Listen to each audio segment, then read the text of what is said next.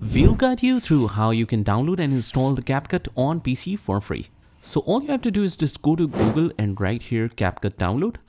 It will take you to this official website www.capcut.com. Just go in here and you will find this option right here on the downloads. You can download it for free. But if you want to install some AI tools that is recently introduced, you can just upgrade that subscription.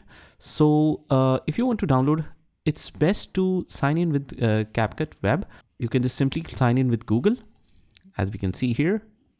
And once you're signed in, just click on this download for free, which will show you this link on the right hand corner.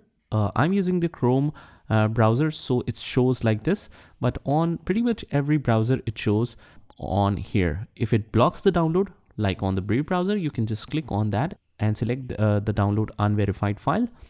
And once you're done, it's only of 2 MB because it will download and install it in the real time. So just go to the folder and double click this, click yes.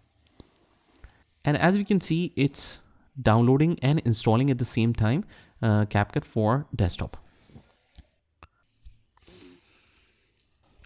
So once the download and installation is complete, it will test the environment for you and it will show you this message right here, testing environment. So just wait for a while until it does. And now that it has checked the environment, it will show you this message that your computer can run the CapCut smoothly. Click on confirm. And now we can create the project simply on CapCut. So that's pretty much it, guys. I hope you found this video helpful. And if you did, hit the like button, subscribe to our channel and turn on the notification bell so that you can get notified of all the future videos. This is Saad signing off from today's video. Take care.